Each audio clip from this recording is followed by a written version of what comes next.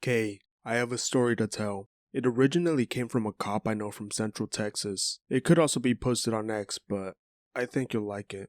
I'm not going to bother green texting. That's harder to read with most themes. There are some spelling errors, which I'm leaving as is. Here it is. Frankly, I do not expect this to be believed, but I'm going to tell it anyway simply because it's been weighing upon my mind lately. I ran into Flash last weekend, who was back in town, and he spoke to me about it. Knowledge of the physical environment is essential to a law enforcement officer in patrol. It is one reason why seniority counts for a great deal in this line of work. The longer you work in a given jurisdiction, the better you know it. And locals who become police officers quickly learn that growing up in an area does not mean you truly know it.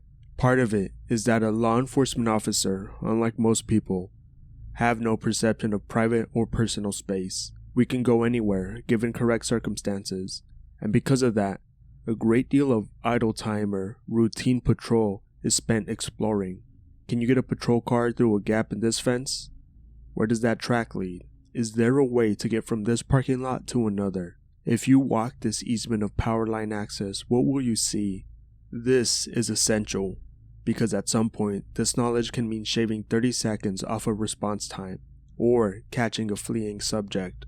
In every police jurisdiction of any size, in my experience, there is always at least one strange place. Not the spots you take rookies and play find the mud hole, or the crime scene you use to scare explorers, but the real thing. The place that nobody talks about much. The place you don't find about until you have to go there.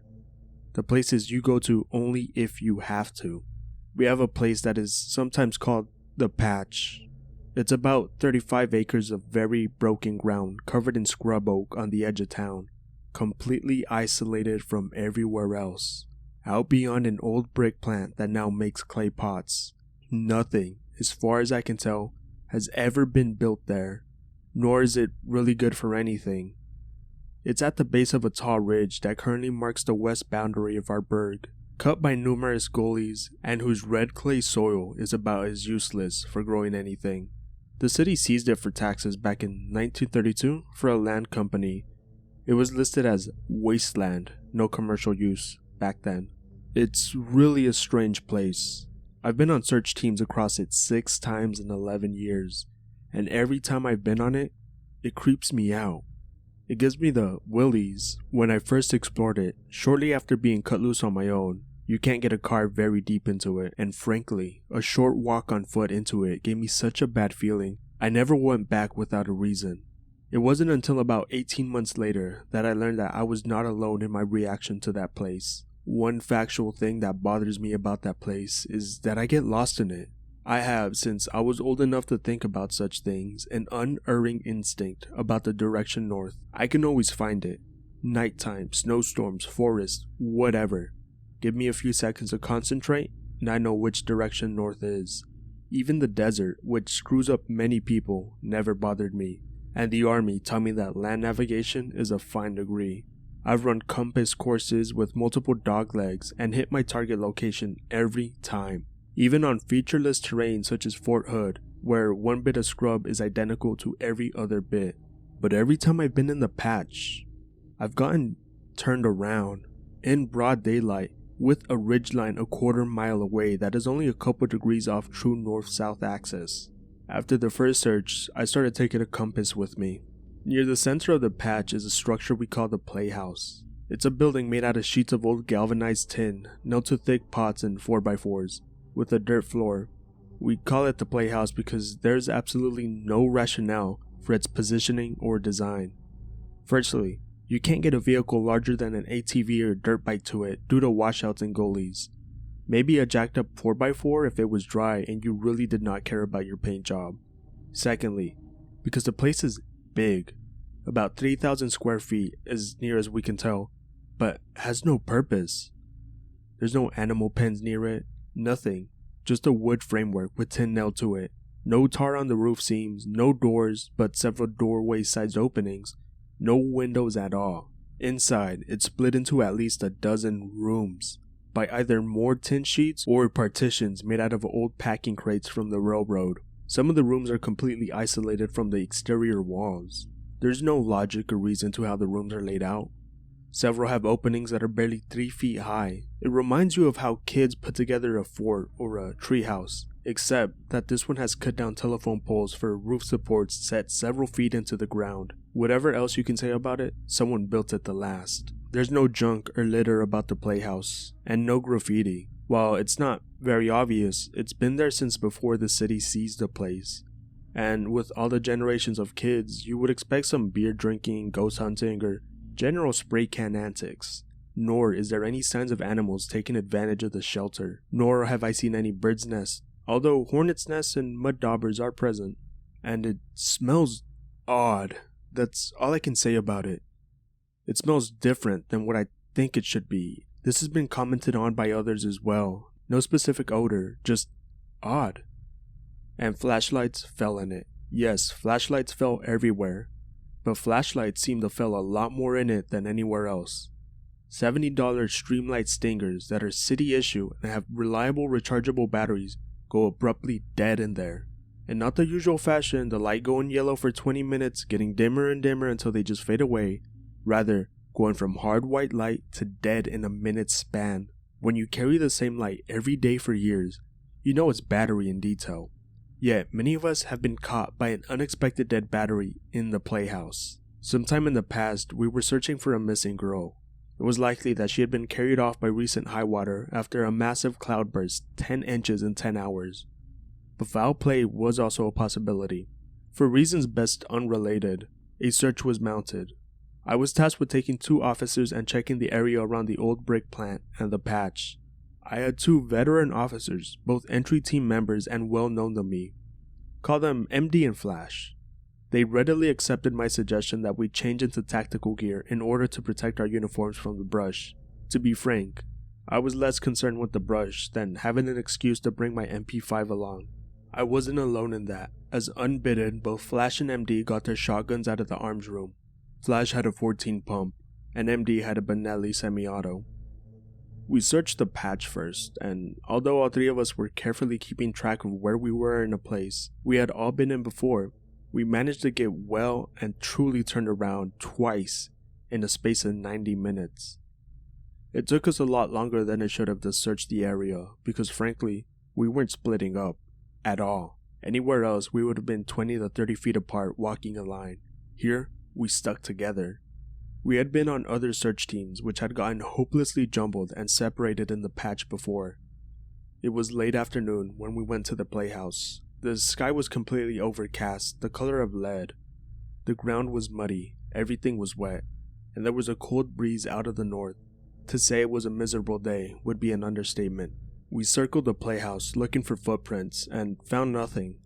However, drainage was such that it was possible that they could have been washed away, so a search was necessary. Inside, there were no gaps in the ceiling to speak of, and very few in the walls. The gray daylight hardly made its presence known through what gaps there were, although the dull light through the nail holes made you think, unpleasantly, of animal eyes in the night. I led the way in. 20 feet in, a portable metal detector, a wand type used to check for weapons, that Flash was carrying suddenly started beeping, and did not stop until he pulled the battery pack. He swore it had been turned off the whole time we had been out. Later at the PD, it worked perfectly. We cleared the place like a hostile building, rather than a search. We had not talked about it, but all 3 of us were on edge, very much so. The place smelled very wrong. Not a smell of anything in particular, just not the way such a place should smell. I can't explain it anyway better than that. I was on one knee checking out a closet-sized room when abruptly the light on my MP5 died, going from white and bright to dead in a couple of seconds. Flash took point and MD entered while I tagged along and switched batteries. I had a couple of full charge spares on me, as well as 2 more flashlights and some Xylems. A minute or so later, Flash's light died the same way, and he dropped to the rear to change out. While MD and I moved up a place, we stopped at that point, and we heard something. Flash muttered, "What was that?" And we all listened carefully. It was coming ahead and to our right. We did not speak at the time, of course, but later, we never agreed on what it sounded like. To me, it sounded like a sick cat might sound as it whimpers. We moved forward towards the room and came to a largish room which had the exterior wall on one side. MD made entry, and at that exact moment, his flashlight died. He immediately sidestepped and dropped to one knee. I moved in past him along the wall as Flash slid along the wall on the opposite side of the doorway. Flash was left of the doorway. MD was right, kneeling, and I was about 2 feet to MD's right. The room was about 20 by 11, with us on the narrow side. And something moved in the far right corner. Flash hit it with his light the second before it died. I remember MD yelling, and they both fired. To this day, I swear I saw a big dark dog, large, 150 pounds, bull mastiff sized in Flash's light, moving fast. I fired 3-round bursts and then kept firing as MD and Flash pounded away. Both went empty and yelled that they were withdrawing, team procedure, and I fired to cover them as I backed out last. After the final burst, I couldn't see much for the muzzle flash, so I just ripped up the corner with 3-round bursts. I fired off the full 30-round mag. In retrospect, I cannot explain why I fired 30 rounds at a dog. There was no valid reason to simply hose it down, nor for Flash and MD to blaze away like we had. Nerves is the only explanation I could offer. All I can say is that the encounter was quite simply the most stressful incident I have ever had, bar none. In the second room we reloaded, and MD switched out batteries. Then we re-entered the long room. There was no dog, no body, no blood, zip. None of us described what we saw the same way. Flash was extremely reluctant to describe what he saw at all, but there were a couple of facts. All three saw a target in motion. Despite the fact that we all perceived it as being in motion, we all saw it in a corner, and never shifted our point of aim. Despite the fact that we all trained regularly on moving targets, MD and Flash were hunters. I shoot lots of moving varmints. I served in military actions, and both Flash and I have been in fatal police shootings. And we have 12 12-gauge 3-inch magnum holes and 30 expended 9mm brass. 30 bullets and 108,000 pellets were fired at a specific area. In this case, an area consisting of a dirt floor and tin walls. All three of us were classified as expert shots. No matter how closely we, nor the 2 investigators who came out later looked, we could find no hits on the floor, and only 23 projectile penetrations in the tin walls, out of the 138 projectiles fired. Hundreds of pellets are .36 inch in diameter steel balls. 9mm bullets are roughly .38. 105 remain unaccounted for. The 23 holes we found were concentrated in the target corner, 9 to the left, 14 to the right of the corner, with 2 groups 22 inches apart at the closest, as if something solid between the 2 groups had soaked up the missing rounds. The department wrote the incident off as an accidental discharge. The girl was eventually found elsewhere.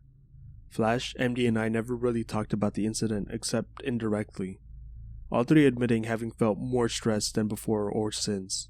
None of the 3 of us have been to the patch since. Both MD and Flash have moved on to other agencies for unrelated reasons. That's all there is to it.